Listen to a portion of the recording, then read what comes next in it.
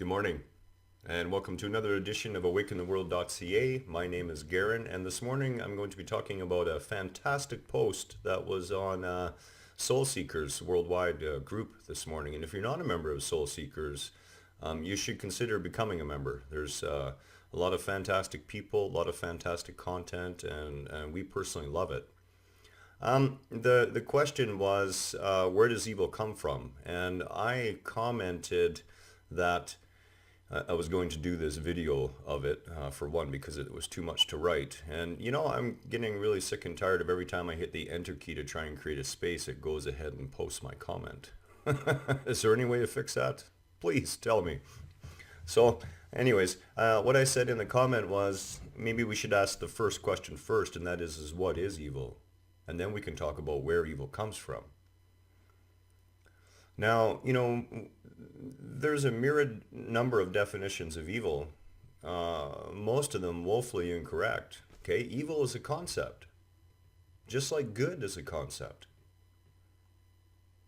They're human concepts. They exist only in this human realm, in the human mind, in the egoic mind. So why even talk about them at all? Well, we can talk about why there's a lot of confusion and what the issues are, okay? But at the end of the day, evil and good are simply concepts that we hold. And these concepts are based on things that fit the socio-acceptable mold, our upbringing, our religious or faith-based beliefs. All of these things play a role in forming what we view as good and what we view as evil. Now, at the end of the day, evil in itself simply does not exist. Neither does good. Those are words trying to describe something that simply cannot be described so easily. If we'll stick to just the purely spiritual point of view for now, this entire universe is made out of the creative essence of the one, it, the whole.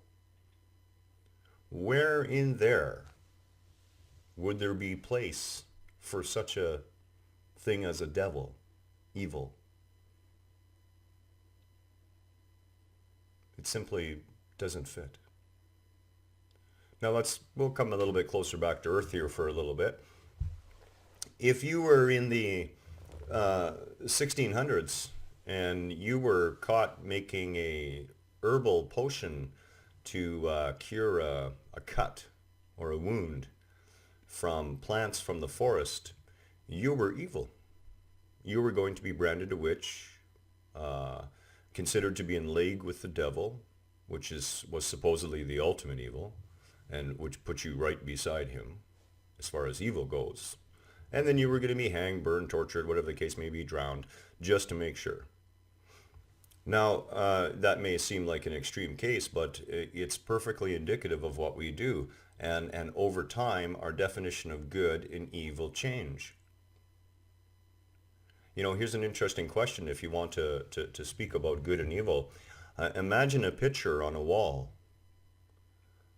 And in that picture, there's a man on his knees.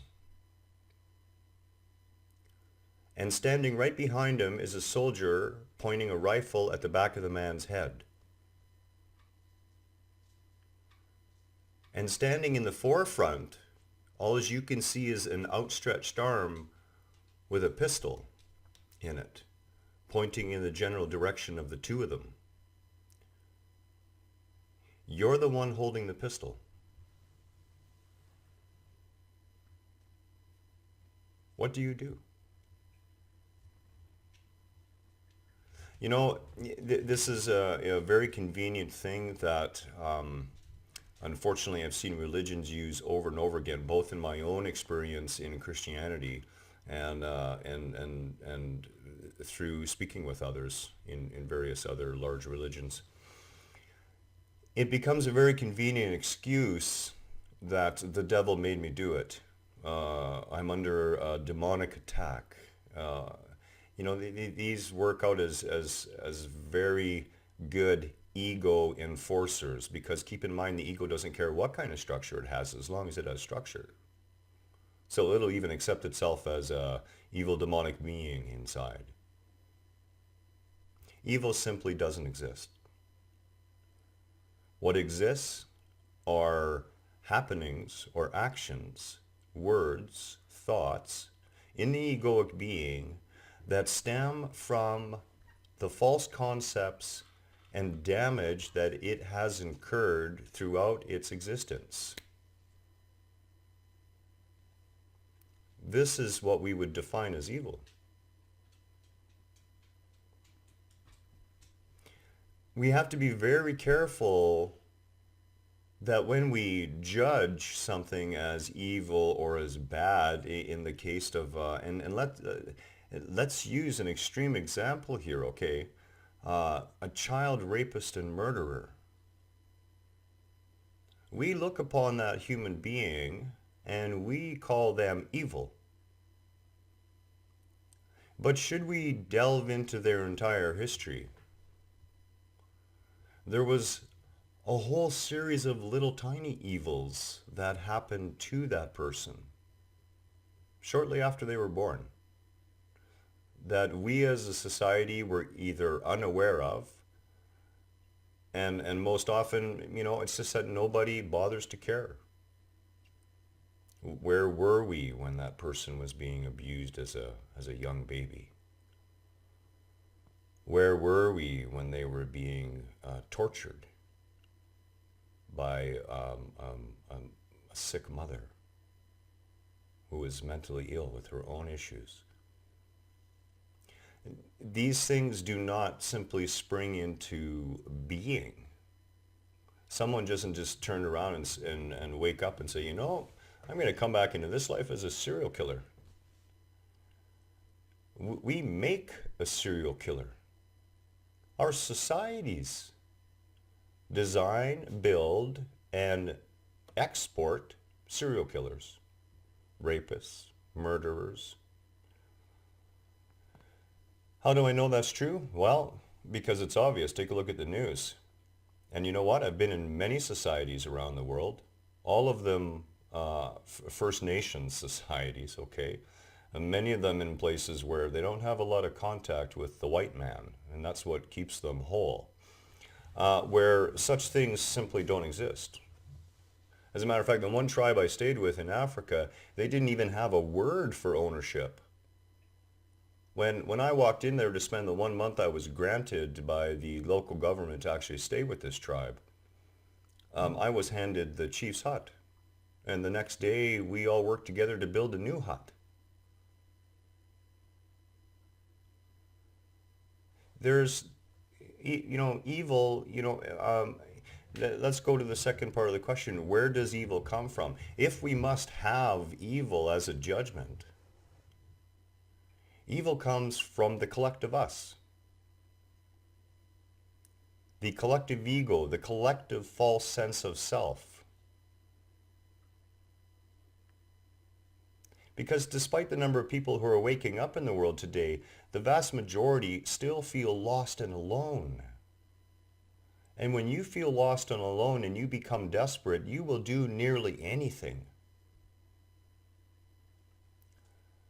The act that we would call the deepest and largest evil that we could ever imagine is indeed the greatest cry for help that's never been answered. Does this make it any easier when such evils are perpetrated upon people in this world? No, it doesn't. But if we think we're solving anything by labeling something as evil and then incarcerating it and never dealing with the societal issues that are creating these so-called evils, all we're doing is treating a symptom of our own sickness, our own egoic sickness. That's where evil comes from. This has been a great little discussion. Again, I really ask you to join Soul Seekers if you're not a member. They're a fantastic group. We're a member of a bunch of fantastic groups, and just so we can show some solidarity and share and continue to grow the circle of, consciousness awakening and growth towards our higher selves. We're also a member of Lightworkers of the World. That's a great group. We Are One, another fantastic group. Out of the Mind and Into the Matrix. Eyes Without Illusions. Whispers of Guidance. New 5D Beginnings, particularly interesting little group. And Ancient Knowledge, Search for Enlightenment. And again, that's a pretty big group, and that's a lot of fun too. Thank you again. I hope this has been an enjoyable little segment, and as always, we'll talk to you soon. Namaste.